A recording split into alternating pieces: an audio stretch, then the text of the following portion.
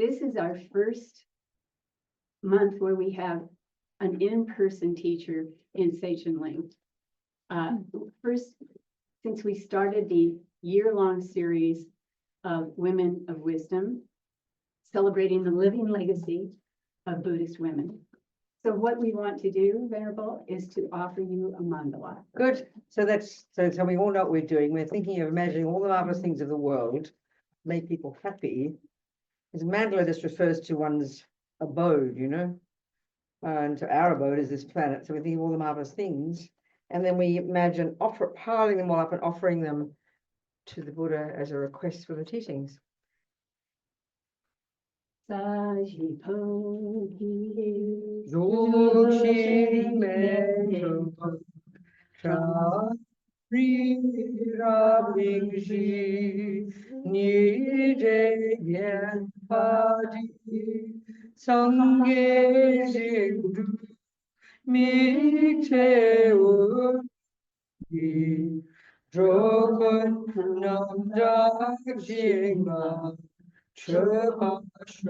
Skip this next line. One more prayer. Go.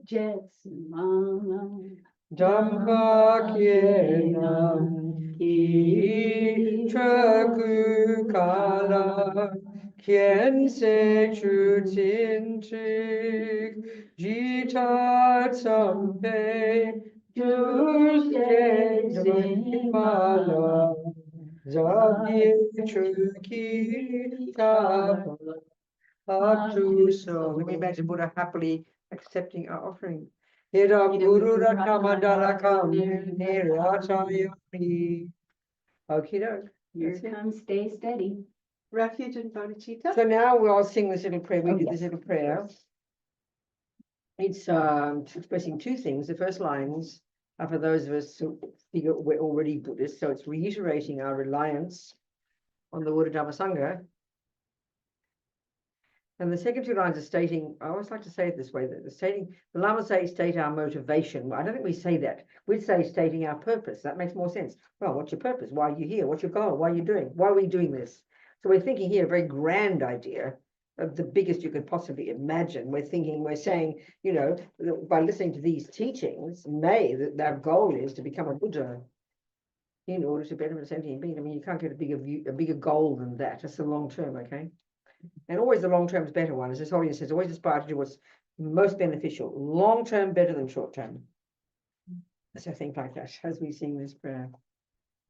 Sangye charam soketom namla jancho baru jagi kyap suchi dagi chanyen gibe sonanki rola peche sangye dropashyo sangye charam soketom namla jancho baru jagi kyap suchi dagi chanyen gibe sonanki rola peche sangye dropashyo Sangye charan soketom namla janchu baru jagi kyap suchi dagi chanyen yipe sonanki drola peche sangye drupasyo.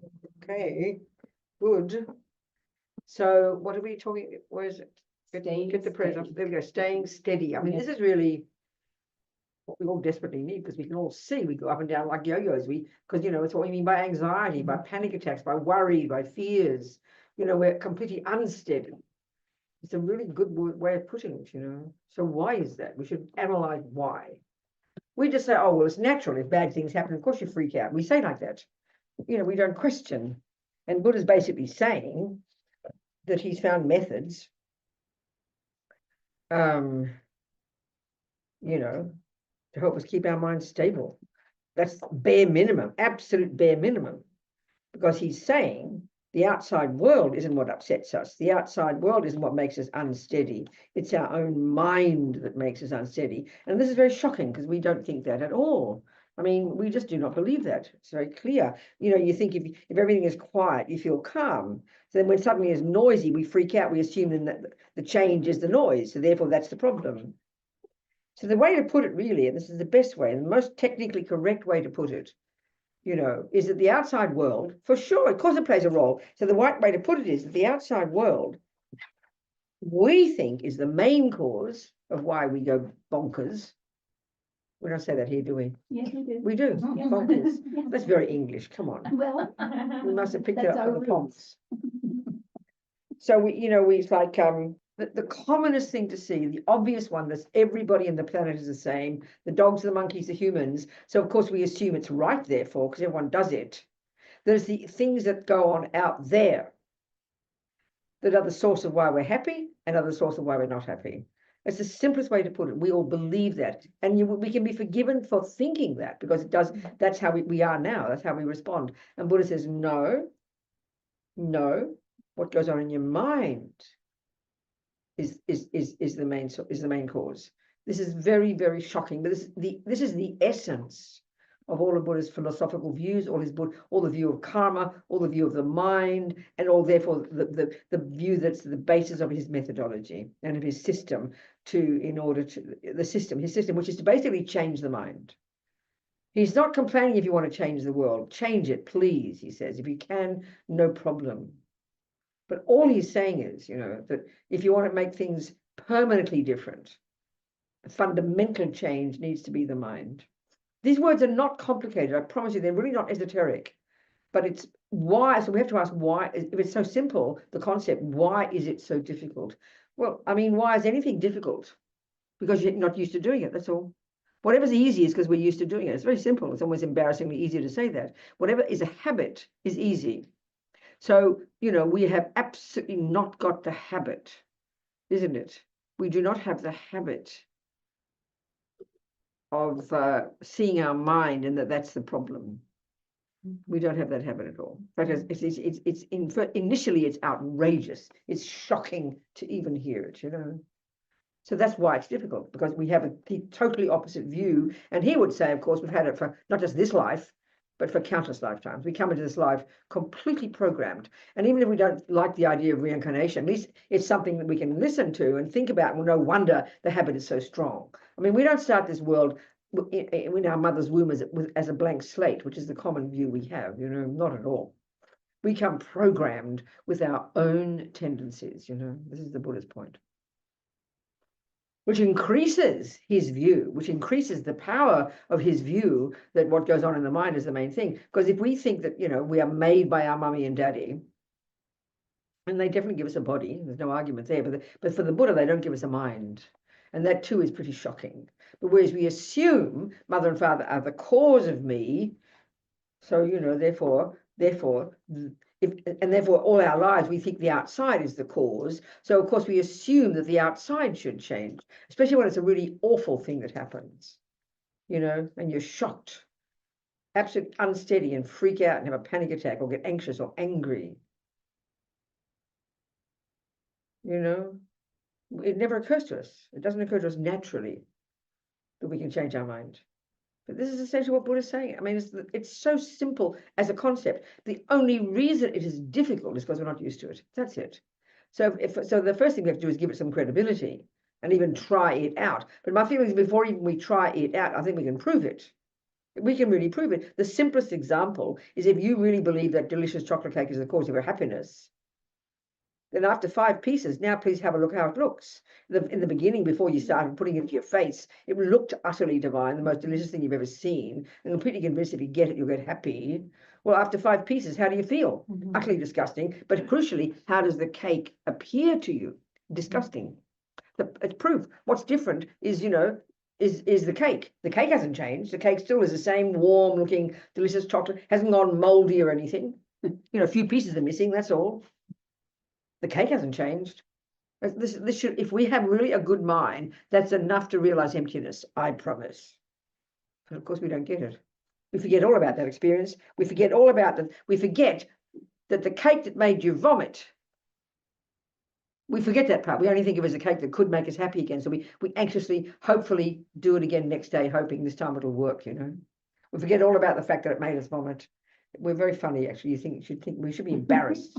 We should be embarrassed. It's really unintelligent, isn't it? You stab yourself and you think, oh, it's not, I'll do it again tomorrow, it'll be okay. And do it again. Stab yourself again. You keep forgetting the knife does the problem. We're very strange, But all that points out from the Buddhist perspective is the depth of the habit of this mental illness called attachment. That's it, effectively the Four Noble Truths. The Four Noble Truths, effectively, Buddha's saying the main source of suffering in this life is attachment. And of course, if this is true, if this is true, we have to know what he means. And we mostly don't, even we're Buddhists, we don't know what he means. We might sort of know, oh, I'm so attached to chocolate cake. We think that's about it, You think, well, how can that be the cause of suffering, for God's sake? But it's multifaceted. But then why the unsteady? What's that got to do with, what's that got to do with attachment? Well, that's aversion.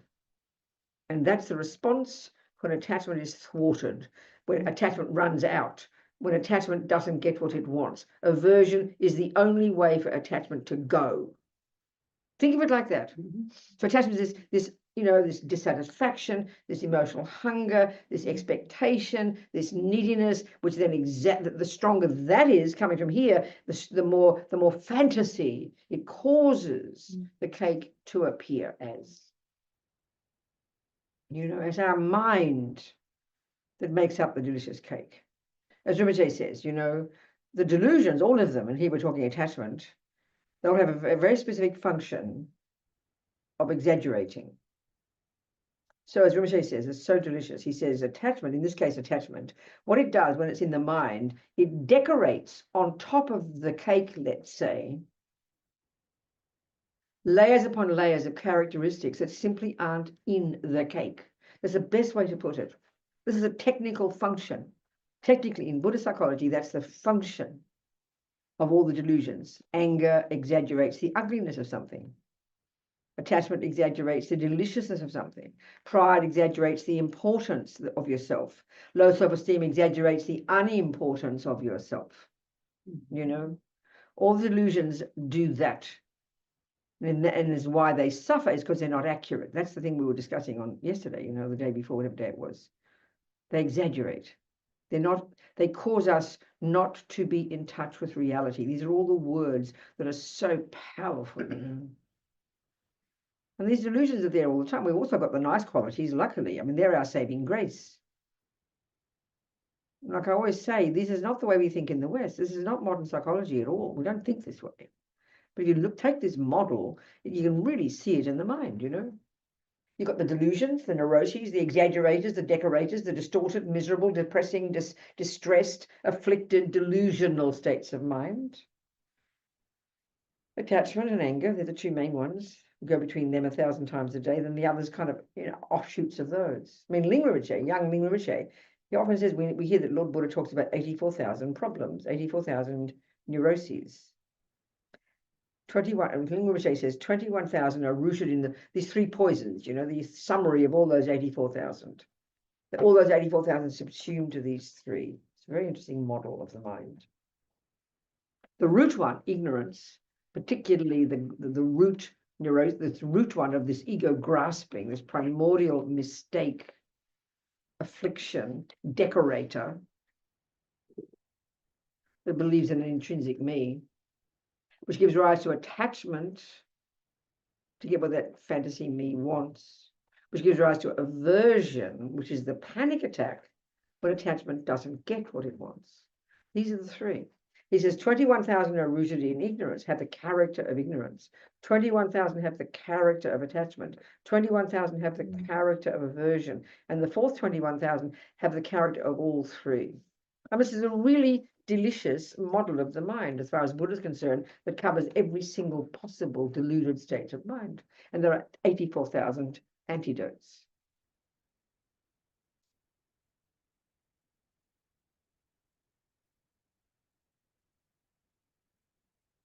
So being unsteady in the face of what? We're not unsteady when it comes to delicious things. We're content because we feel calm. Phew, everything's okay, Phew, everything's okay. The cake is what I expected. The coffee's the right temperature. The heat is the right number on the dial. The car's doing the right thing. The person's being nice to me. Whenever everything is going nicely, relatively speaking, that means attachment is getting what it wants. It's this little junkie in there that wants only the nice things. This is the simplest way to put what attachment is. It only wants the nice things. And this is every millisecond. It's not as if it goes to sleep sometimes, attachment. It doesn't. Sometimes it's more in the background, sometimes it's more overt. It's always there, underneath everything. It's so primordial. Until you realize emptiness is going to be there, I promise. You have to, it's sort of a question of degree, you know. But it's the one that's driving, and it poisons all the good stuff as well. When there's love there, attachment pollutes it. When there's compassion, attachment pollutes it. You can't have perfect love and compassion if there's still attachment in your mind. It's not possible. It's impossible. It's like a joke.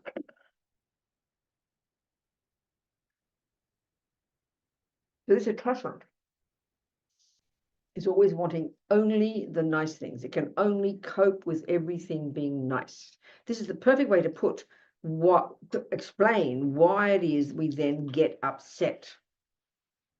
Such a simple word, you know, upset. Upset, we say. I'm upset, irritated, upset, annoyed, frustrated. They're all polite words for mild anger. I'm not kidding. And we have these 1,000 times a day. So the attachment also is a way to put it. It's so primordial. It's at the level of assumption. It's at the level of constant expectation. So that's why it's always so much anxiety. So when anxiety is strong, it's the fear that the bad thing that attachment doesn't want will happen, or it's the fear that the good thing attachment does want won't happen. That's exactly what anxiety is. We all recognize it. It's the interplay of attachment and aversion.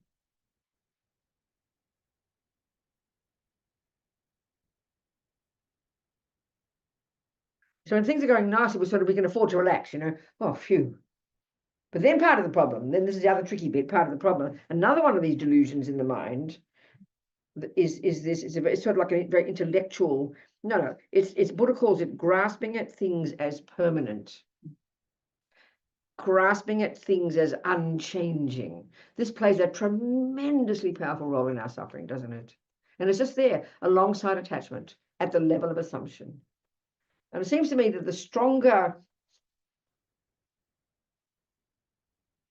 So when attachment gets what it wants, the nice things, then what we do without realizing is, because we only want the nice thing, we can't bear the thought of not having it. And the fact of the matter is we know perfectly well from countless eons of practice, although we forget it, or even just this life, we kind of know it's going to change, but we're terrified of it changing. I mean, we are literally terrified. We can't bear the thought it will change. So even as you're eating the cake, if you look at your mind really carefully, you know, you think of something, first you think something's missing, oh, dissatisfied, oh, you know, or think, oh, cake. And you get all excited now. It shifts from dissatisfaction to excitement, isn't it? And that's anticipation. And often anticipation is the best part of attachment. Yes. Isn't it? Because the bigger the expectation, which is all part of attachment, you expect, you go to get it, you control, you go to the shop, we go to the cupboard, you get the cake out on the plate, you sit down, there's a plate, there's a fork, it's all nice, your friends are there, and the excitement. I mean, I know it's so much like this. I mean, I'm really attached to my food, right? And when someone takes me out for a meal, I'll go out for a meal, and especially if your stomach's empty. I mean, if your stomach's not empty, it's horrible, isn't it? Oh, no, not food. But if your stomach's empty and then the mind is all eager and excited because you're bored, you're so excited, you go down, you order, and you look at the other meals when they come, they look so divine. You want, oh, I should have ordered that one. You look at all the delicious things, the lovely French fries. And I mean, you understand what I'm saying? Yes. You're watching, you're looking, you're trying to be polite. You don't want to launch over there and jump in your mouth. You know, you understand? You're sitting there all excited, waiting for yours to come. And it comes, and you want to be polite. You want to shove it in before everybody else starts. You've got to offer it first. But you understand what I'm saying? They're just a meal. Excited, anticipating, excited. It looks delicious. It looks delicious. Vibrating deliciousness, begging me to eat it, isn't it? We know this. We know this experience. And as you're eating it, we think we're enjoying it. But what we're not noticing is all this endless process is so intricate, all the different parts of our mind. So one part of the mind is attachment, expecting, all excited. But the other part of the mind, as soon as it hits the mouth, which is where the food's supposed to go, we don't put it in here by accident, do we? We know which sense it belongs to, right? You put it in there and you taste it. The taste sensation, the feeling of pleasure does arise. Pleasure does come. But if the attachment is very strong, mean you're greedy. You miss the pleasure. Because as you're even eating the first mouthful, attachment's already anticipating the second one. Oh, you're communicating. So we miss.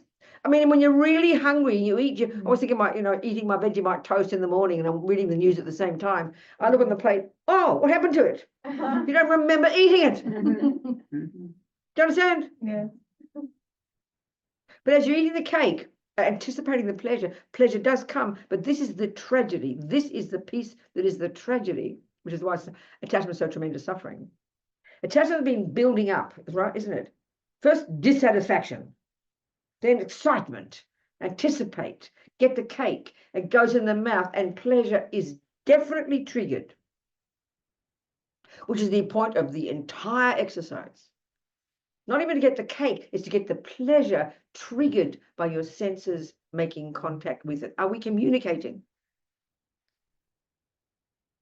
But the tragedy about attachment is that now it goes from anticipating, and then the second feeling, pleasant feeling arises, attachment is already disappointed. It is already disappointed. This is the tragedy.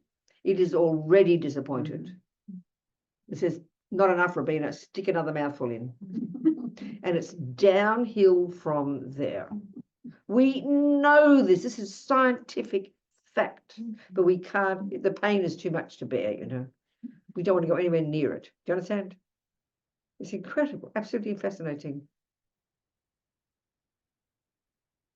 So then, attachment, exhausted by this point, has gradually gone from, as you have the third piece, the fourth piece, attachment is sort of become kind of really exhausted, and then become now it's turning into stress, because the attachment, the excitement and the anticipation has sort of now causing now what's happening is with the contact with the cake is now triggering no longer pleasant feelings, because it's no longer pleasing, because you've had too much of it. So now it's triggering, the contact with the cake is now triggering unpleasant feelings. But you're still hoping, if you're really hungry and really greedy and not paying attention, you're sort of hoping maybe the next mouthful might do it. So you put another one in. But before you know it, we know the unpleasant feelings are so intense, you will now want to vomit. And you look at the same piece of cake, it's not rotten yet. And now, because you've taken off your rose-colored specs, your attachment glasses, you've now got your aversion glasses on, and it now looks disgusting. That meal, so let's say you finish your meal and all the chips have gone, there's all this big mess on the plate. But you look next door and they just ordered what you had ordered before, and it looks so ugly now, doesn't it? We kind of just know this is enough to realize emptiness. It's enough to realize that the food isn't the main cause of happiness or suffering, it's the mind. But we don't join the dots because we're junkies, and the habit, that's all, just habit. We know this. So that's just a simple example of cake, and that really is what's happening is a mild form of anxiety. Can you hear that? It's a mild form of anxiety. Anxiety is a word of the interplay between attachment and aversion,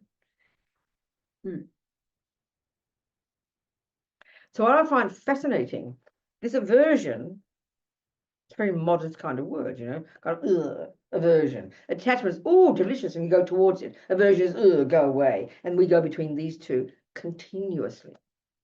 So strong aversion is called anger.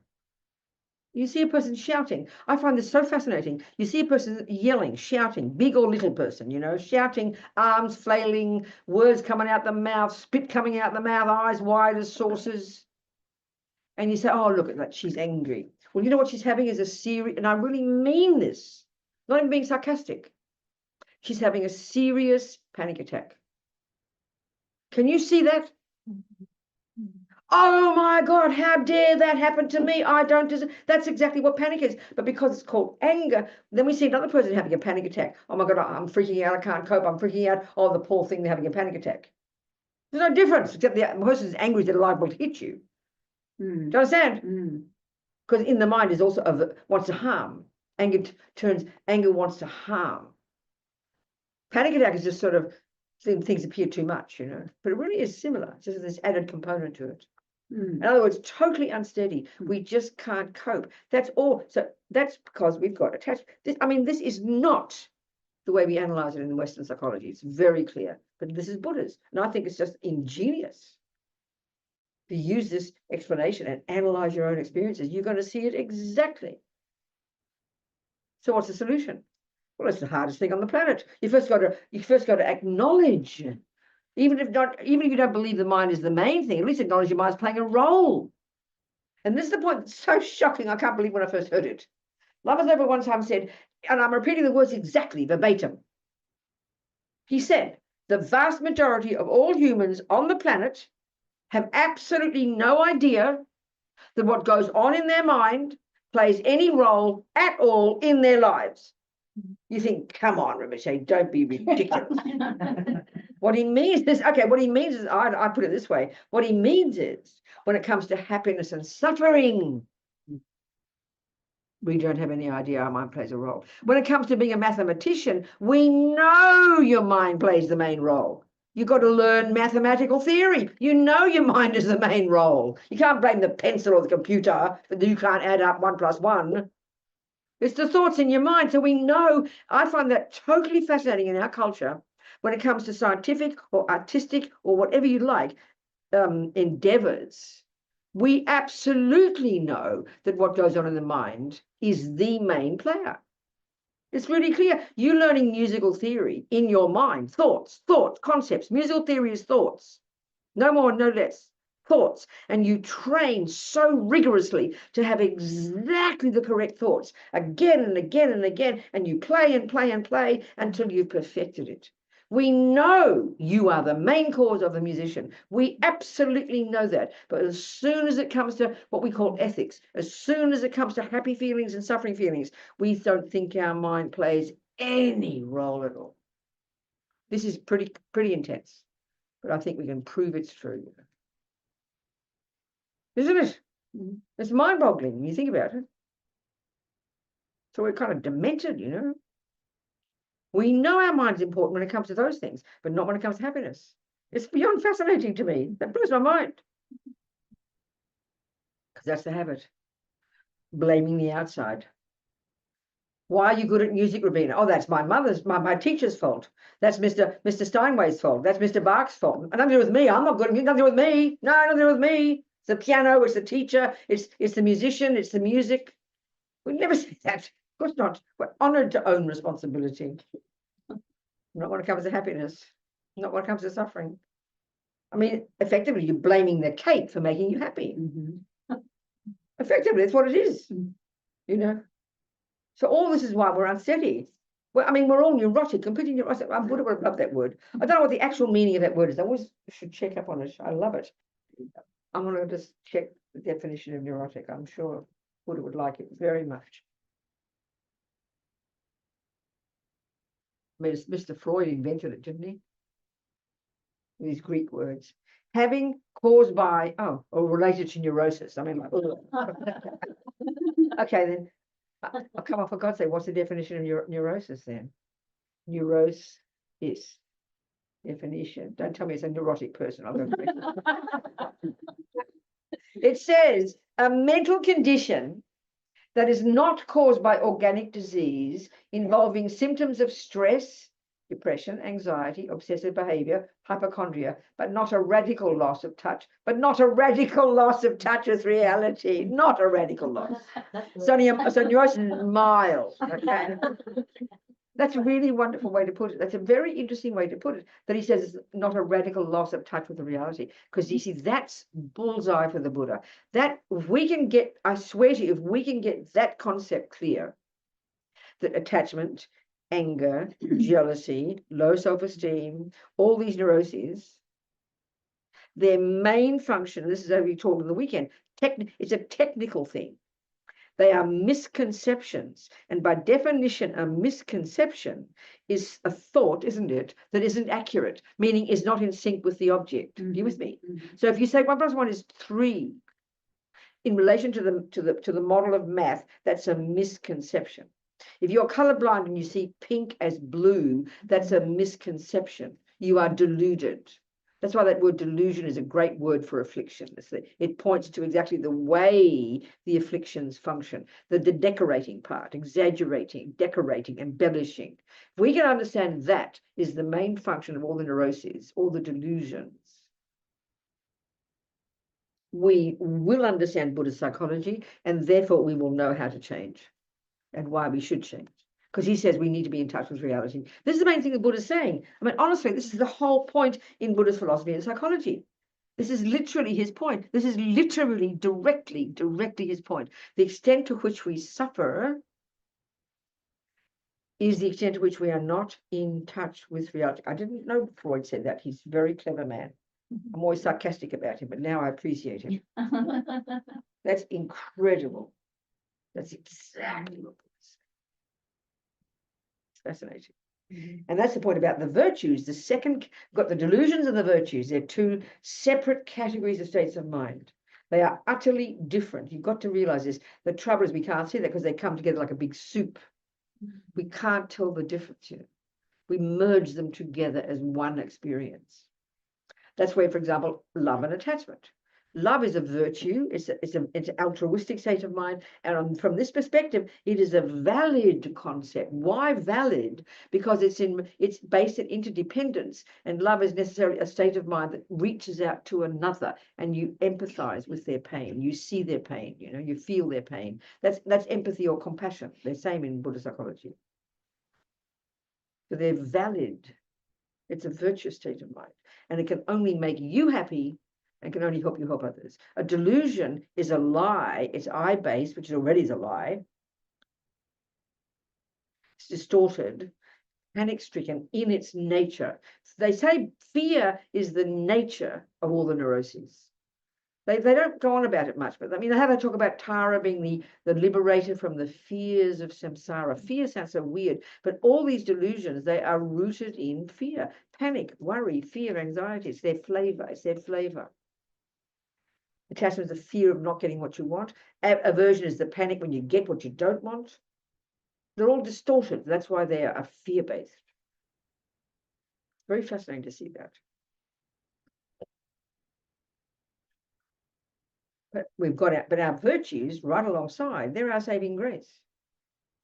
If you have a relationship with a person, but you've got some love, some patience, some kindness, some generosity, then you'll manage. But if it's mainly attachment, mainly anxiety, mainly anger, mainly depression, it will be a nightmarish relationship because you can't see, when you're in the delusions, you can't see past your own nose. Everything is seen through the lenses of your neurotic needs. That's why people are so self-centered when we're miserable. Not being horrible, it's a fact. Because they are in their nature self-centered, and they're in their nature fear-based. That's why they talk about the fears of samsara. So what it means by samsara, being locked up in the nonsense, So attachment is this junkie that always wants only everything to be lovely. And of course, the definition of lovely means what I want. Not your lovely, screw that. My lovely, do you understand? My lovely, that's the point. They're totally self-centered. So fascinating. And that's why we're unsteady when bad things happen. You don't like the politician, you don't like the people, you don't like this house, you don't like the environment, you don't like whatever it is out there. And the fact of the matter is suffering things are always happening, no matter what. Suffering is just the nature of the samsara. It's always going to be bad things happening, which is the fruit of negative karma from the past, And we don't expect it. That's why we have panic when it changes. So the second one of grasping of things as permanent adds to the problem, Attachment grasps getting the nice thing. But if we were flexible and it would change, then you're more relaxed when it does. But we can't, we're not. So the grasping at permanence adds to the problem. So you cling to it. You cling to it, frantic to make it hopefully not change, And when it does change, that's when we become completely berserk, when we go completely unsteady and lose the plot. Because aversion is arising. So when the good thing happens, you cling to it and desperately hope it doesn't change. Believing, in other words, it'll last. Believing it will last. Already that's setting yourself up for problems. Because again, reality, Buddha says, is that things change. That's reality. That's reality, he says. That's reality. That's how things are. to prove it to yourself.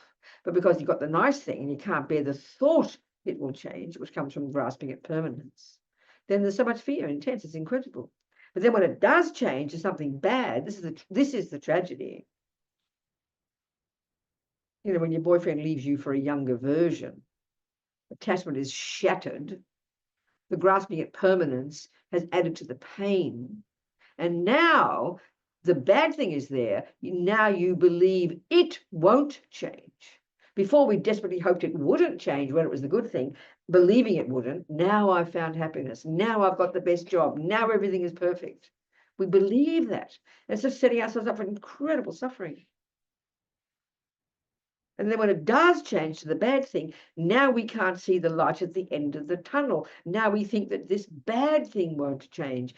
That's why we despair. That's why we kill ourselves. So the grasping at things as unchanging is the most terrible pain that it causes. You know? And that's there all the time as well. And these habits are just there. They're simply habits. You know, that's all. And a habit is something you've done that often, it comes as second nature. And then the tragedy, of course, in our culture, what we do is, because we see everybody's like this from the time we're born, we see that. So then we have this assumption, this is the normal quality of a normal person. So we give equal status to neuroses and anger and jealousy and depression and grasping at things as permanent, along with love and kindness, compassion and intelligence. We just assume they're kind of the components of a normal person. There's no view in our culture. There is a view with psychology and neuroplasticity. We can change a little bit, which is great. But we don't go nearly as much as Buddha. He's radical. He has found from his own experience that we can rid our mind utterly of the neuroses. Now that's radical, that's extreme. That is not what we think in our culture.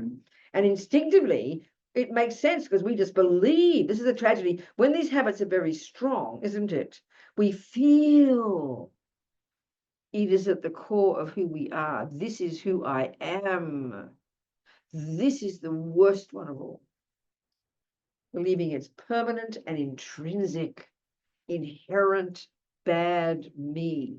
You know, this is so natural. This is the worst nightmare. Then of course we will kill ourselves.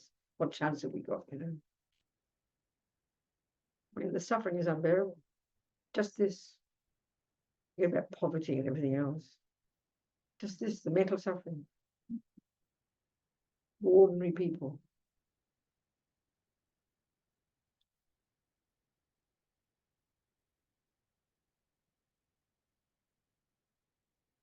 A solution? Well, you know, there's different approaches. There's a multitude of tools you can use. It's not just one. It's obvious if the external object in your life plays such a powerful role that it makes you mad, such as alcohol, such as an abusive partner. Do you see my point? Be reasonable. If it is so terrible, then the first thing to do is get the hell out of the way. But the terrible irony, the tragedy of ego is when you're in that situation and you're so overwhelmed by that object and so identified with that object, you're in this little bubble, you know, you can't see past your own nose and you can't even see that you're capable of leaving it. Do you understand me? Look at the world. I mean, it seems like the worst question you can ask a woman who's in an abusive relationship, why didn't you leave? It's the cruelest question you can ask. Do you understand me? It's actually a good question, but we can't bear to look at it. Too painful. Well, it's fascinating. I know there's this on Netflix. There's this very interesting documentary series, Australian one. Just these, you know, and it's called "The Question You Shouldn't Ask." Yes. Have you seen it? It's great. Isn't it amazing? Yes. It's a series of, like, for example, a group of African Australians, like from Sudan or somewhere, with a lot of, you know, immigrants. And so all these questions people ask but never dare to ask, you know, like rude questions, or like homosexuals, or people who are kind of short or dwarfs or weird, you know, not normal, in other words, as well we call not normal, and questions you'd never ask. So this is really beautifully done documentary. There's no person asking questions. A group of people sit in front of the camera, one or two, and then they're just given cards and they read the question. And it's very beautifully edited. It's very, I mean, It's the Isn't it? series, actually. I know it is. Yeah, but it just keeps going on and on. It's wonderful. But it's very amazing. So this one group was women. Can I talk now, Lynn? Yes, you can. Thank you very much. This one group was women, mostly women, a couple of men, and there was never more than one person in front of the camera, and they switched to different people, you know. It was very well, beautifully edited. It was amazing. So there's one group who people who lived in abusive relationships. And of course, not nearly all were women, but 2 were men. And I think both the men were gay. But basically, you start off falling in love, and then the partner becomes abusive. I mean, physically, and sometimes so brutally. One woman, she was in a wheelchair, lost all her brain. She could hardly talk. She was a very funny person. She was completely paralyzed because she'd been so brutalized, beaten, kicked in the head, smashed, things thrown at her. I mean, you couldn't believe it was like a comedy the way she talked about it. In the end, it was very funny. After they'd done their talking, it was so hilarious. They all asked, everyone said, I didn't hate him. No, I didn't matter. I didn't hate. And the last one, she was smiling. I hate him like poison, and I hope he suffers in hell forever. He said, laughing, you know. It's very funny. I mean, it was very funny. That reminds me of His Holiness. One time, he's so funny. One person went on about his sister and the questions, you know. His sister's mean or something. What do I do? And His Holiness said, tell her to go to hell. That one, hilarious. He's very funny, you know. Anyway, the point is these women, most of them, let's just say the women, it's the classic one. They go back like a moth to a flame. Do you understand? And get more abuse and more abuse. And then when you leave him, he cries and begs you to don't leave me. I love you. I promise I'll change. So the thing is, this is why I think, this as an incidental thought point, I think there's no way on the planet, I think, that we can begin to understand why that, unless you understand karma. Because you come into this life, got this powerful connection from intense history with that person. And we don't factor that in our culture at all. Because on the face of it, it is plainly foolish. If you keep getting hit, why would, I mean, yes, you would leave, you'd think. It is reasonable. So if you don't factor in karma, you can't explain it. You just can't explain it, you know. It's totally fascinating. Because some people won't stay. Some people will leave, you know. So it's the karmic intensity of it that makes it like incredible. I remember this one time in New York Times, it used to have, now it's on digital, but I know when I used to buy the actual paper, on January the 31st, December the 31st, they'd have of their magazine, they'd have an annual issue, and they'd have a series of biographies of all famous people who've died that year. And one of them, which was not famous, but it was a couple in Brooklyn, who almost from the first time of living together started to abuse each other, chucking pans and kettles and punching each other. But they were together for years and years, abuse every single day, equal. And then he left one time. And she moved into a studio. And he came back. And she said, come back again. And she was asked in the interview, why did you let him back in? Well, you know, sort of, why not? And then they divided the room with a sheet. And they each had their half. But they'd continue shouting and screaming and throwing pots and pans through the sheet. I mean, it was treated like a comedy, really. And then one day he went to the bathroom, and then he wanted to even come out, and she saw he dropped dead. Finally. I mean, heart attack probably from all the abuse. But 2 of them were equal. They were equal. It was beyond hilarious to read it. But karma is the only way you can explain, you know. Anyway, I'm just talking here. What am I saying? Why was I bringing that up? That's an aversion, really, you know. It's kind of hilarious.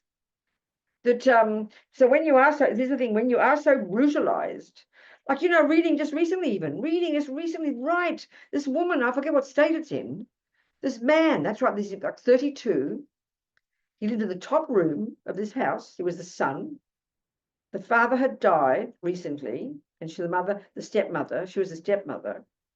There were 2 other children. And he's 32, and he's been living in that room, filthy, stinking, putrid, with just a sort of small bolt on the door. Would even sometimes come to put the trash out. But he lived there in prison for 32 years, never occurring to him just to climb through the window or... You can't explain that without karma, you know. He was like 40 pounds weight, absolutely covered in shit. He would have to shit into his own things, have to put the pee out the window. Like, you can't even imagine it. You can't even imagine. But so the only way to explain that is, that's for me, this is the whole point here is karma, that one. This you can't explain any other way. The intensity, when you literally, as the door is there, no one's holding you back, So forget the extreme examples. This is even the one of ordinary, all of us, all of us. You're in a job. You can't stand the job. The boss is horrible. They might be horrible. The pay is bad. The colleagues are awful. It might be. And we complain about it. Angry, upset. And your friend says, why don't you leave, Robina? What do you mean I should leave? He should change. What do you mean I should? He should leave, you understand? That's how we are. That's the one of aversion. Anger. How dare, what do you mean I should change? When we see the depth of these delusions, we really can understand human beings, Then you say, then the other, there's only two options ever, actually, if we can be courageous enough. There's two options. If you can, as Shanti Devi says, if you can change the outside, please change it. Then he says, if you can't, why worry? That's too brutal for us. We can't bear that. But I say, well, if you can't, but what if you can't? Then what? So there are only really ever two options. Change the thing or change your mind. That's it. Nothing else. That's it. Two options. That's it. And that's the brutal answer. But of course, we're just not equipped. We're not capable. We're too much inner work we have to do to get anywhere near that. For that man on that top floor, I don't think he'll ever get to that point in this life. He must be so brutal, so brutalized and so tortured. His mind so weak. Do you understand me? So weak that you have to say that his mind is weak. Not criticizing. But in the West, we blame the mother for that, But it's his weak mind and strong karma from the past. So there's an awful lot of work to do to even get to the point of knowing we have a choice. And that's the real tragedy of ego, That's the victim mentality. And that's really a way Lama Yeshe used to say, ego is self-pity me. You joke about the hippies. But it's brutally true, When we are caught up in attachment and aversion and anxiety and despair, which means totally blaming the outside, it means you have zero power. That's exactly the problem. We have zero. It doesn't even occur to us, like I said, that our mind plays a role. That's the tragedy. That is the tragedy. And that's the extent of our suffering, So to say, oh, we can learn to change our mind is the most advanced advice, I promise you. So difficult because we're addicted to the other view. This is why it's so important just to know the theories. If you don't know if you don't know Buddha's theories, if you don't know what his instructions mean, how can you start to practice? If you don't know what he's meaning by change your mind or why, then how can you start to practice? It's not possible. If you can't say the theories, how can you know what to practice? Because you really have to know the words, You have to know the words because that's what you're practicing thinking. I mean, when you learn musical theory, you don't just stumble along on the piano, crossing your fingers. You have the notes written on the piece of paper. They're there, and you play those notes. And you play again and again and again. So, and then you have so this is the one about we were talking yesterday, Lynn, talking about this yesterday. She said, oh, I don't have the words, I have the feeling. That's good. That means you have empathy when someone's suffering. But if she wanted to give advice to somebody, if she talks that way, I'm sure she does know the words. But if she wanted to give advice to somebody, and you don't know what advice is words.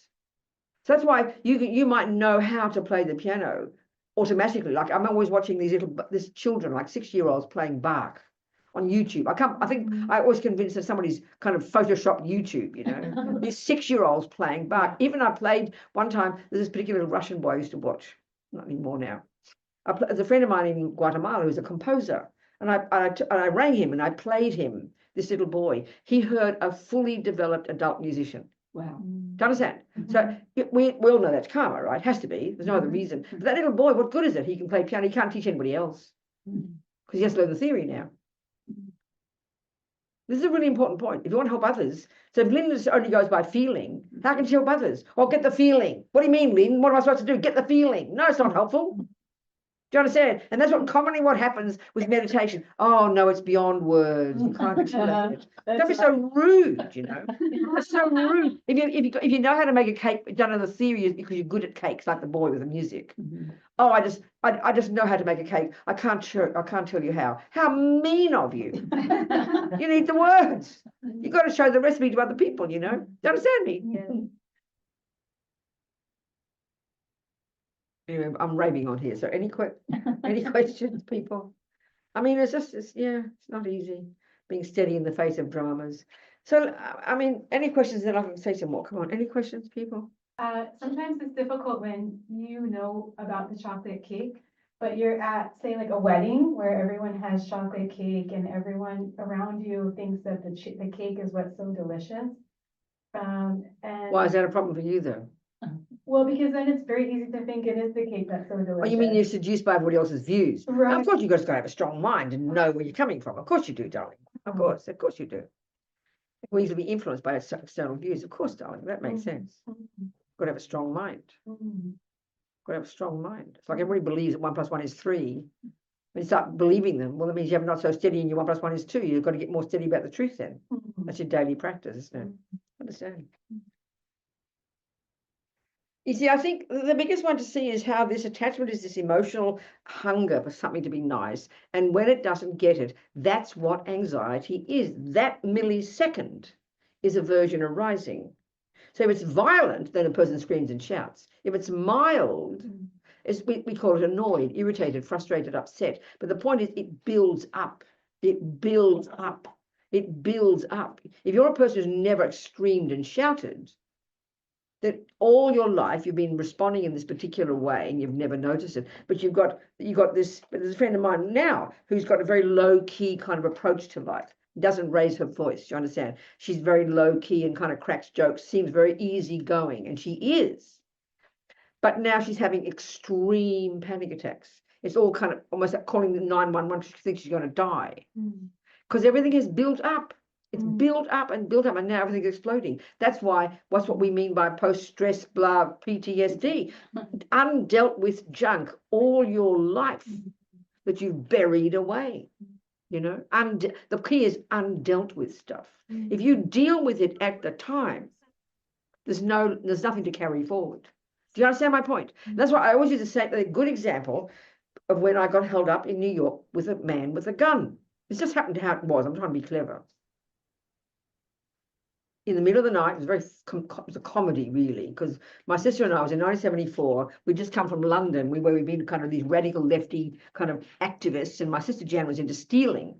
And when you're an old radical lefty activist, you kind of actually think you're going to be stealing from the rich to give to the poor. Even we used to go down Oxford Street at Christmas time and go to Selfridges and all the shops and steal Christmas presents and send them home to our family. You know, we never extreme, only a few $100s worth. It's very hilarious, I know that. But Jan kept stealing. Anyway, we were walking home on the Lower East Side in 1974, and we didn't know the Lower East Side was completely filled with violence and drugs and fear. I mean, there's so much fear in New York City at that time. I remember. Whatever. Anyway, we were walking home, and Jan had her glass of wine still. She took her glass of wine to a bar. We'd been to this Irish bar, you know, and Jan had her glass of wine still. So we're walking home, and suddenly this dude comes out of nowhere and has a gun and puts it between my breasts. My very nice breasts, when I was young. Puts it between my breasts. And he says, "Give me your money," you know, like that, something. That's the main thing I remember, "Give me your money." So all I remember is this kind of ridiculous comedy. Because when people dare to tell me what to do, excuse me, you know, I beg your pardon. I'm sorry. You know. So I'm starting to boss the boy around. It was all very instinctive, and I knew very clearly he was more scared than me. He was young. Probably knew at it with a gun, you know. And I looked at him in the eye, and I just remember swearing at him, and I gave him a lecture. "How dare you?" I said, "Who do you think you are?" I won't say all the swear words, but I said, you know, it was like shocking to me. I used logic, you know, shocking that how dare. I said, the key point to me, I said, "Look, we're as poor as you. You give us your money. How about that? Give us your money," you know. It was hilarious, this poor guy. And also he's hearing these English-sounding accents, and as soon as Americans hear English-sounding accents, they kind of see the Queen. They see the Queen of England, you know. They're kind of so confused. So this dude, this couldn't get over there. And every now and again, Janet would say, "Hey, brother, have some wine." He'd say, "I don't want you. wine, give me your money. And then she'd say to me, give him the money. And I'd say to him, no, you give me your money. It was like ridiculous, you know. In the end, he couldn't cope. It was too much for him. And I had this very nice kind of scarlet jacket on. It was a lovely Indian jacket, very, very beautiful. I remember it. And he kind of just sort of ran his finger very gently, very unaggressively down between my breasts, then wandered off into the night. It's all I'm telling you is, whatever reason that happened, it was my party story. Why didn't have stress? He probably had more stress than me. I'm serious. Do you understand me? It was not PTSD. It was my party story. I had zero left of it. There was nothing left. It was fun. That's so powerful example to me, even well before I was a Buddhist. When there's no fear, there's no suffering. Do you understand? It blew my mind. Honestly, it blew my mind. Even then, it blew my mind. I realized it. There's no fear, there's no suffering. So we live in fear, people. Anxiety is fear. So you build it up from the time you're a baby. Attachment's being thwarted, you know. And so if you're a patient type person who doesn't express it, then of course it's going to be building up tremendously powerfully, you know. In my family, all three of my sisters had complete mental collapse at some point in the 60s. My poor mother was so busy trying to handle these crazy daughters. Because they weren't the shouters. I was the shouter. I never had a mental breakdown. I probably gave other people a mental breakdown. Do you understand me? I'm serious now. I'm serious. But I didn't have a mental breakdown because I would shout and yell, and somehow that's not so good. But I didn't hold it all in, and then I was able to deal with it. You know. Now being a Buddhist, I'm doing my best to, you know, become a nicer person. Are we communicating here? We have a question in the Zoom. Yes, good. Okay. What is it? 1 sec.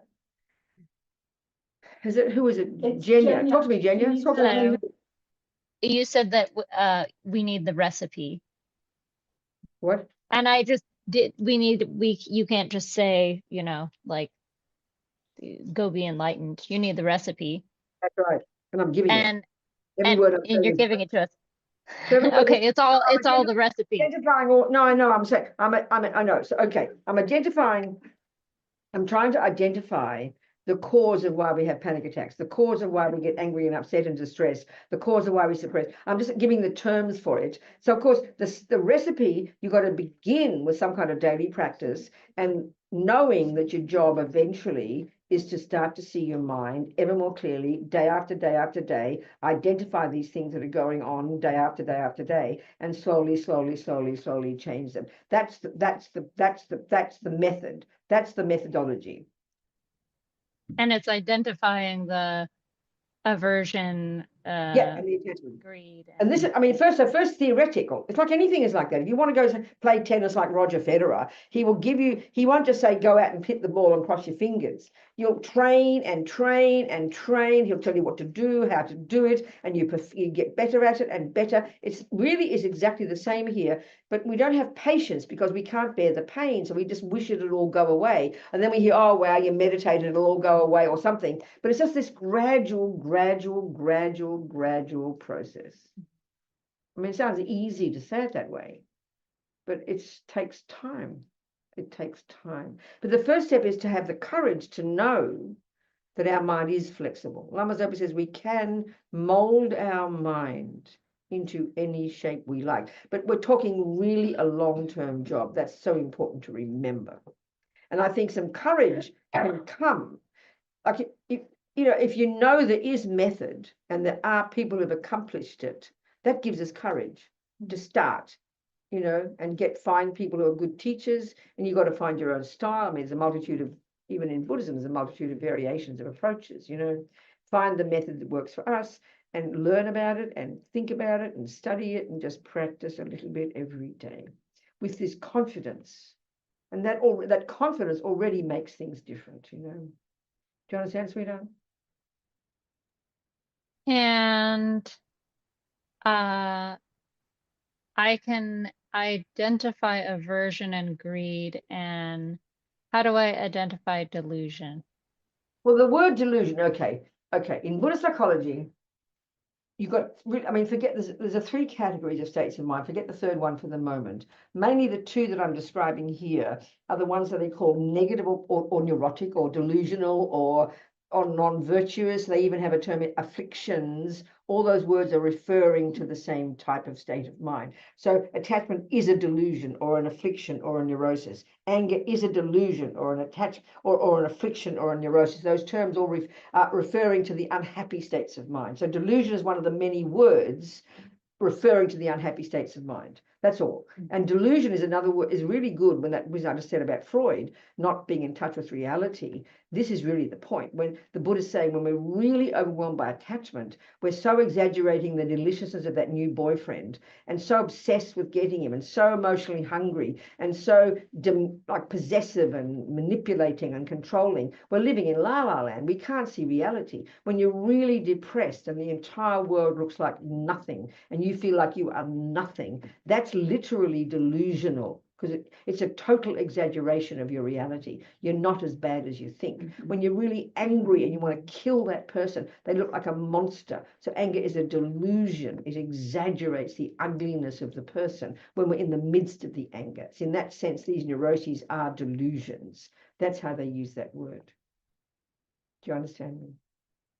And then you've got the positive states of mind, the virtues, the ones that cause us to be more happy: kindness, forgiveness, self-confidence, love, compassion. They are reasonable states of mind that are valid insofar as they're more spacious, they connect us to others, they're reasonable, they're positive, they're optimistic states of mind. And we have to try and cultivate those and grow those, because we're not set in stone, and cultivate and consciously lessen.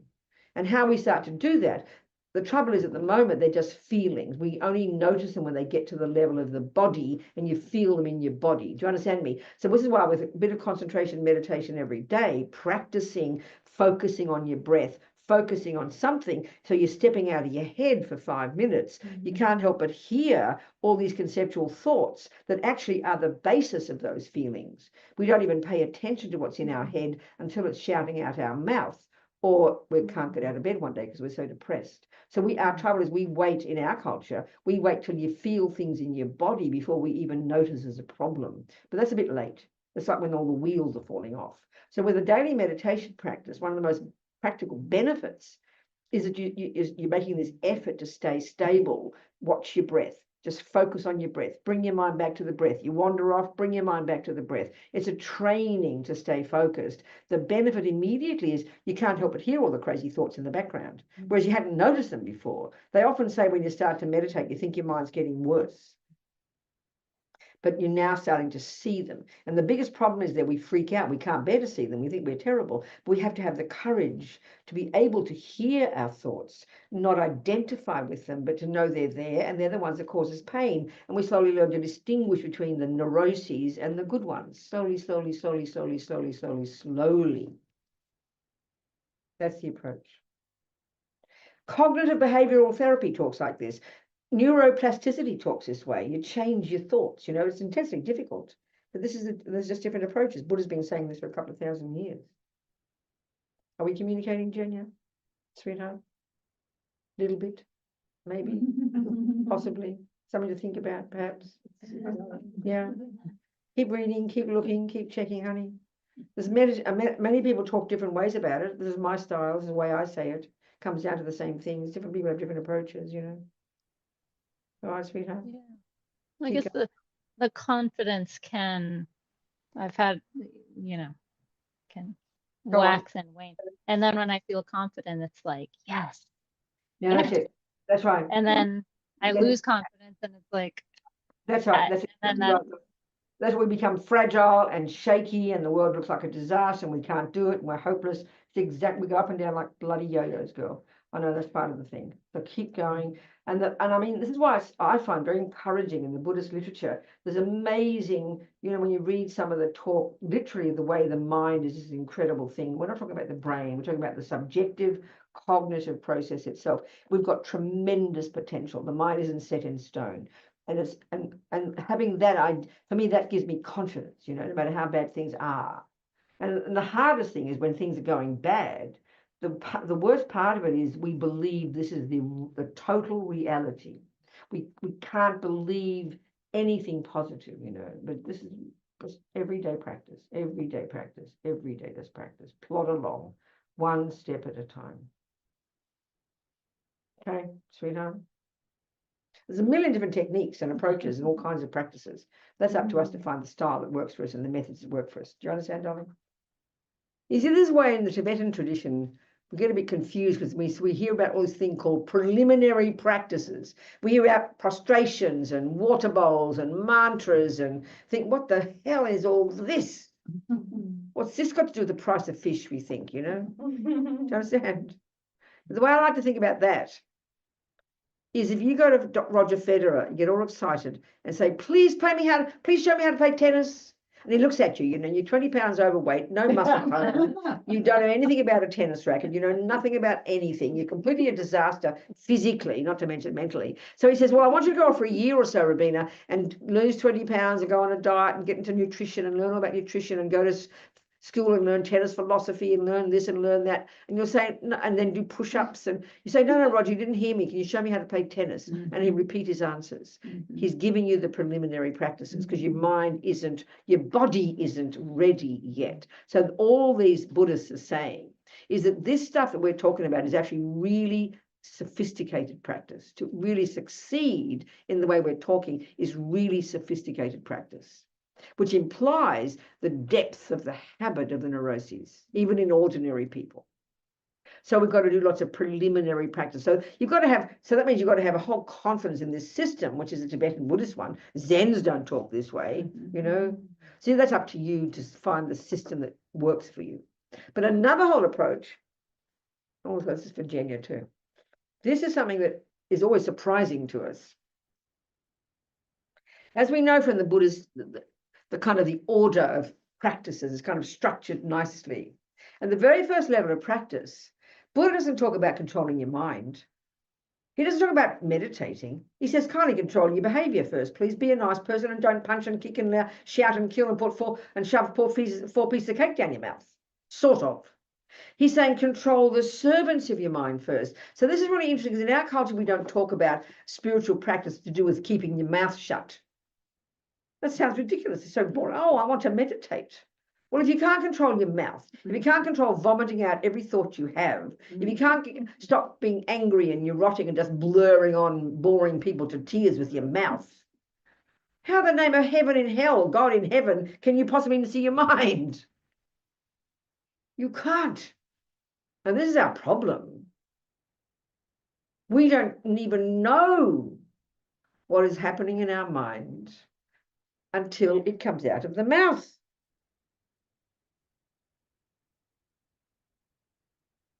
I mean, a person like me got angry easily. Other people might not. But the other extreme we have is either vomit it all out or suppress and deny. Both are a disaster. You know, so the Buddha's suggesting, okay, for people who don't vomit out their mouth, this practice is not for you because you already don't vomit out your mouth, but you've got to stop suppressing. You've got to start noticing your thoughts, you know. But for a person who's got uncontrolled speech, and most of us have, it mightn't be angry speech, but it's out of control speech, it's vomiting about rubbish speech, speech that's lying, speech that's speculating, speech behind backs. Our favourite activity is criticising people behind their backs. We spend our lives criticising politicians, thinking we're being noble. We're vomiting negative thoughts all day. Apart from anything else, the real thing is this, apart from anything else, the real point is, what do you think you're doing to yourself? We don't get that in our culture. I'm allowed to say what I like, and we don't think speech matters, and we don't think our mind matters. I mean, it's so demented to think that way. I mean, if you're sitting in your house and no one is there, and you're screaming and yelling at the television and cursing and swearing and shouting and going on about your ex-boyfriend or your husband, who is suffering? Who have you harmed? Yeah. We are so disconnected from ourselves, we don't even realize we're harming ourselves. I think, forget about karma, you know. If we could just see that this first stage of practice, the beneficiary is oneself. Control your body, Okay, his first step, Buddha says, don't do really heavy duty actions like kill and steal and lie, because they're going to harm you terribly in the future, not to mention now. At least refrain from those. But then by implication, you can get from that not to put 6 pieces of cake in your mouth, not to jump on 7 boys a day, you know. Not only moralistic reason, because you're following attachment continually and you'll never get happy. It's just a bottomless pit. It's not moralistic, it's practical. We can't hear this, you know. So we can just see that what we do with our body, speech, and mind, we are the first person who gets the harm. This should give us enough compassion for ourselves to want to try to change our body, speech, and mind. But we hear that in the West, we just get guilty. Oh, what do you mean? That doesn't sound right. I should do it out of compassion. Yeah, for yourself first, please. The whole first level of practice, control your body, speech, and mind, is you are the beneficiary. We really don't get that in the West. We just get guilty, you know. If we realize, and of course the karmic view, Buddha's view, is we literally create ourselves, you know. We come into this life program with our own tendencies.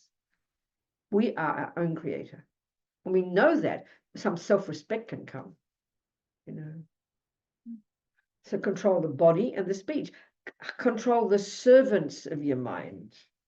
If we in our relationships could control our speech, 90% of our problems wouldn't even occur.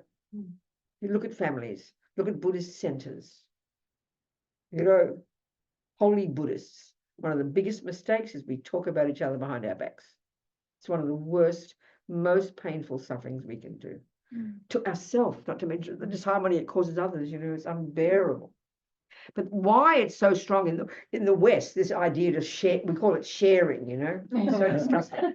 It's because we are not good at knowing what we think. That's why we have to have therapists.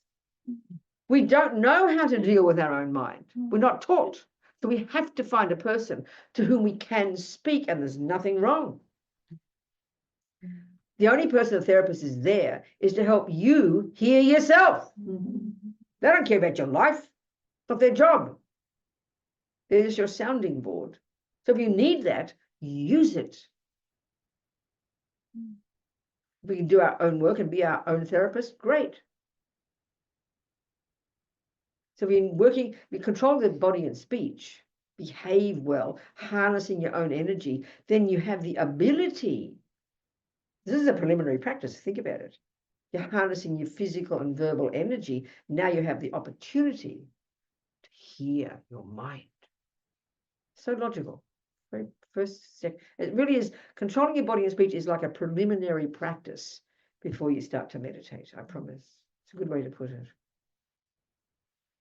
But it really is long-term, Genya. Don't think it's not long-term, Genya, I promise. So when we know, I mean, if you have a long-term view, then you're prepared to, you're moving forward. But if you think it should be sooner, if you think your oak tree should come sooner, you'll be very disappointed. But if you know it'll take 30 years, you pace yourself, don't you? But the junkie in us, the attachment, goes from thinking that cake will make you happy to, oh, now I'll meditate, that'll make me happy. So all these fantasy expectations. We just destroy ourselves, you know. The biggest one too is we're afraid of what's in our mind. It terrifies us. We are really terrified of what's in our mind. We can't bear to see the neuroses, you know. It's too painful. So you have to have courage. But when we know they're not our true nature, then we'll have the courage to see them. It's okay, because we can change them. As Lama Zopa says, we can mold our mind into any shape we like. Jenya has another question. Okay, good, Genya. Go, darling. Talk to me, sweetheart. What does servants mean? Servants of the mind. Servants. It's a term I use. Well, think of your body, think of your speech. Would you agree that speech is an expression of thoughts? Would you agree with that? Thoughts are in your mind, and then you speak them out, don't you? And that's words. Would you agree? Well, that the speech is the servant of your mind. So if your mind is angry, your speech does the job of speaking angry words. You understand me? And in your body, if you're angry, the fist will punch. So the body is a servant of the anger. The speech is the servant of the attachment. So that's the way of saying it. Our body and speech, we give them tremendous power in our culture, thinking it's all just me. But we can divide me into the body, the speech, and the mind. The mind is the key one. What's going on in our mind is the key one. And then we express them through body and speech. So in that sense, they're the servants of the mind. Do you understand me? Does that make sense? We don't think of it like this in our culture. We just think me, big lump of me, you know. But and then in Buddhist terms, there's very clear levels of practice. You control your body and speech first. You harness your verbal and physical energy and stop. And that benefits you because you're not out of control. Now you have the luxury of the opportunity to see your mind more clearly and learn to meditate. Do you understand, sweetheart? Make sense? So Not you sure. can, so which part do you control? What, darling? Say it Which part do you control? again. Well, I think speech is a good All one. of them? No, yeah, but I mean, if you go around shooting and killing people, you better start controlling that. You don't. Like most of us, you probably shoot your mouth off and get mad at people or get angry or say something nasty or, you know, do you understand my point? You probably do that if you're like a normal person. You don't look like you get angry too often, which is a good quality. What do you think? But can you hear what I'm saying? If we get, it's like they have a nice saying: when you're with others, watch your behavior, control your speech, and control your body. When you're on your own, now you can afford to watch your mind. So behave nicely in the presence of others. It's both for your own sake and theirs, because we can't bear disharmony. We can't stand fighting. We can't bear it when everything's all wrong with other people. So at least we get some sense of responsibility to attempt to be nice in others' presence, not just to be seen as a nice girl, but it's out of kindness to others. But also, really, we are the beneficiary of it. If we can harness our energy and don't say that bad word, we feel a lot better about it. It's a very conscious practice. It's not just meant to be suppressing. It's not meant to be just to try and be a good girl. Because the Buddha's idea about karma is that every single tiny thing we think and do and say is the process of producing ourself. Everything counts. You with me? You think? Maybe? Yeah? Well, slowly, darling. Think about it. I have a question. Yeah, go. Yes. Yes. Thank you, Venerable Robina. Good. Before I speak in anger or act out in anger, and I see anger comes into my mind, Yes. what is the antidote for that? I know, that's the one. It's practicing not saying it. That's the point, practicing not saying it. Okay, I have an angry thought. Mhm. Before I say anything or before I punch somebody, Yeah. I see the angry thought in my mind. If you're so good and can do that, What is my question is, what is the antidote? antidote to which bit? The speaking of the No. words or the anger itself? The anger coming into my mind. So the antidote to that. Okay, Yeah. good. Already you've succeeded in seeing the angry thought. So and if you've practiced noticing your mind, then that means you've begun to practice controlling your speech, which is already tremendously good. So the antidote, when we see the anger, and this is the problem, anger, if it builds up and you only catch it when it's really strong, then it's there's not much to do, except by that point it probably is out the mouth, or you're going to burst. So the thing is, this is where with practice, that's why having a simple daily practice, focusing your mind, stepping out of your head, attempting to, you're going to hear all the thoughts and hear all the thoughts as if you're getting worse. And then you bring that skill to bear. And when you get off your cushion or off your chair and you go to the kitchen and there's your wife or your daughter slurping their coffee, a minor, tiny action. Whereas once you would have just blurted out the words, you understand, because you didn't even notice the angry thought. But now because you're becoming familiar with seeing your mind, you're going to, as you're going to the kitchen, you're catching your thoughts. They're not that violent yet. And you say, okay, honey child, how about calming down? It's only slurping the coffee. She's a human being. It's all right. And you talk yourself through it. But if it's very violent, if it's too strong, it's too late to talk yourself through it. That's why we've got to start to watch our mind and grab it before it gets to the mouth, before it gets strong. That's the skill that Buddha's giving us with these types of practices. Thank see my you. point? Yes. And then you catch it. And then it's at a level of a thought before it's being too emotional. Then you can talk, you hear it. She's slurping her coffee again. I've told her I can't stand the sound. Blah, blah, blah. You're hearing it. And you argue with your virtuous thoughts. You argue with it. There's space in your mind to argue with it. That's what the real practice is. This is tremendously powerful practice. Do you understand me? But so it's a gradual process, gradual process. But the key point is, I think in our modern culture, because we're not brought up with techniques of observing our mind, we really wait until it's out the mouth before we realize we've got a problem. And that for me is really the analogy for me is like you're driving at 100 miles an hour on the freeway and your wheels are falling off, but because you've never paid attention to your wheels wobbling. You've never heard of a mechanic. I always joke, but it's true. We have incredible maintenance for bodies, cars, houses, furniture, but not our mind. We wait till it's too late before we go to the mechanic, to the therapist. Do you understand my point? So if we can start the practice of seeing our mind before it gets emotional, that's the key to success. That's the key to success. Then you can work with it and be your own therapist and argue with yourself. That's really what daily practice is. Honestly, it's nothing cosmic.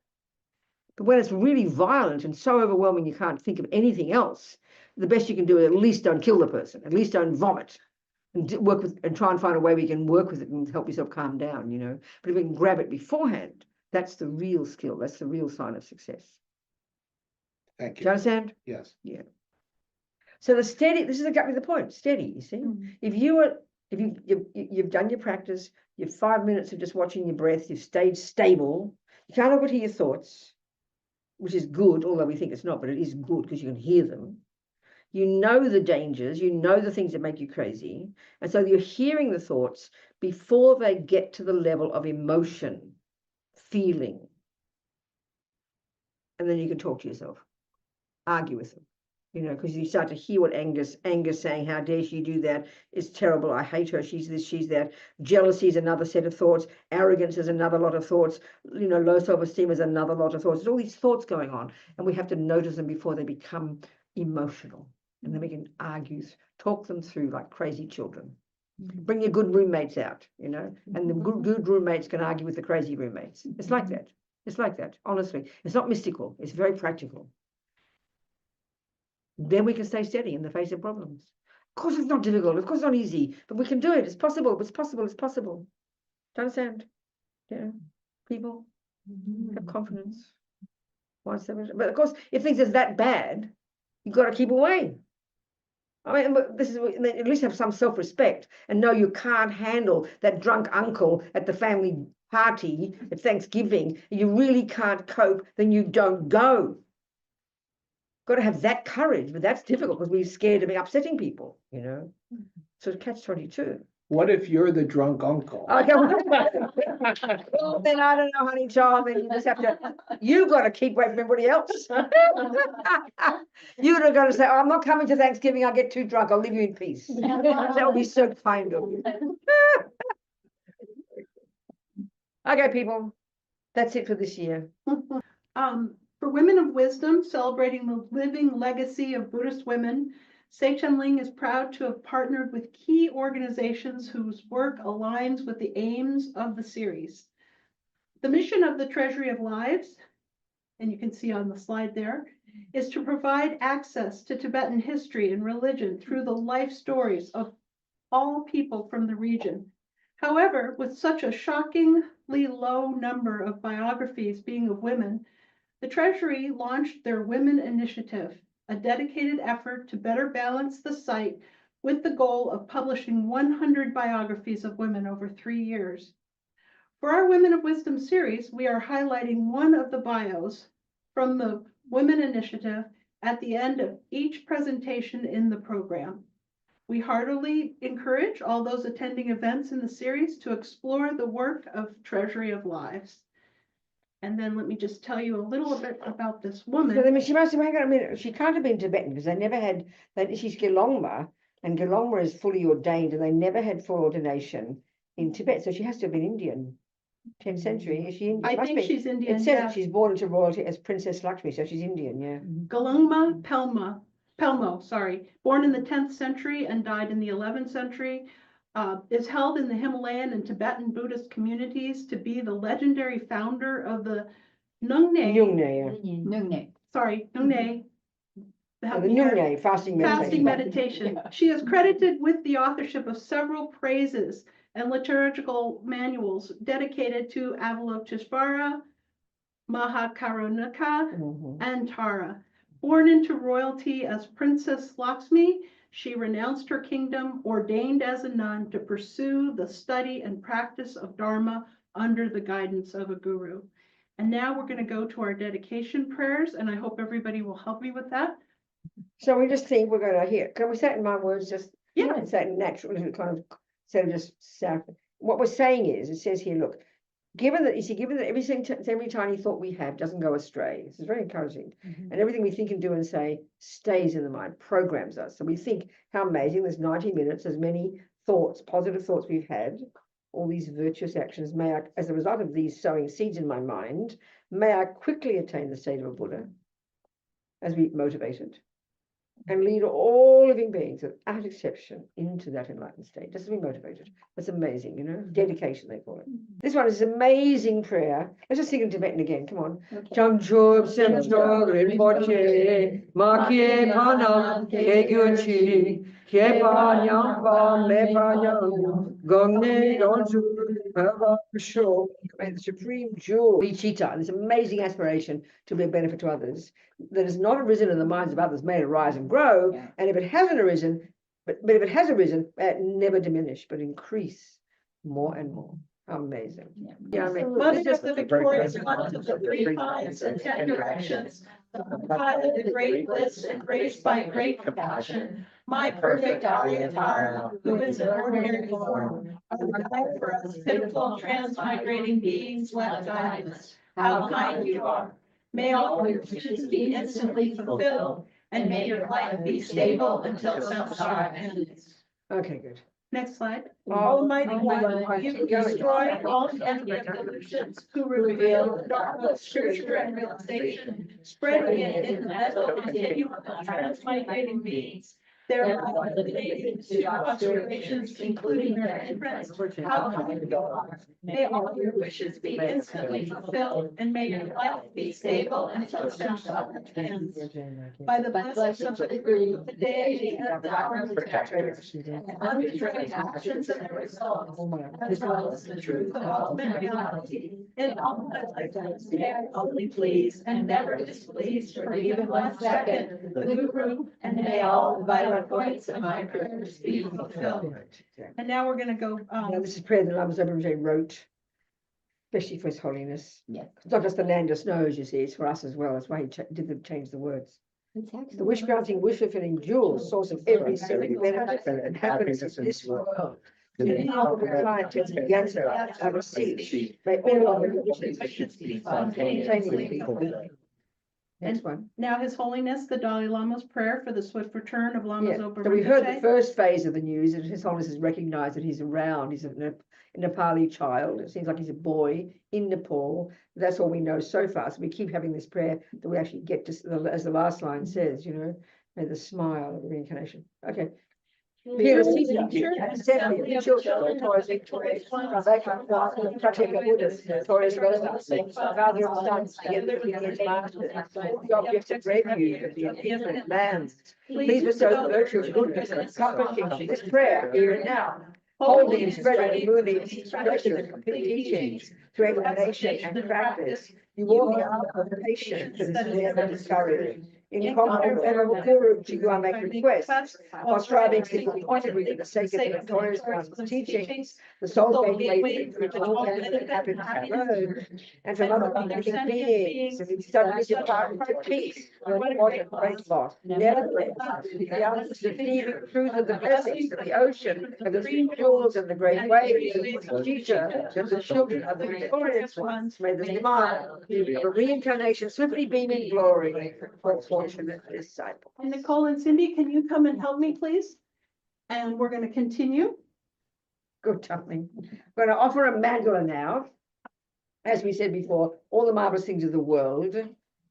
And then to, in order to thank you for the teachings, Sasaji perky jogsing me tofran vira blingji degen padi sange jingu mikte wagi droken namjak singla chirpa. It was offer a mandala, which is the universe. Now we're going to offer representations of enlightened body, speech, and mind. May we all achieve these ourselves. That's the whole point. For us to achieve enlightened body, speech, and mind. How amazing. Thank you, everybody. Idam Guru Ranama Jalakam Niryatayami. Thank you so much, Effie. Thank you, darling. So kind. Thank you for having us, for having me. Thank you.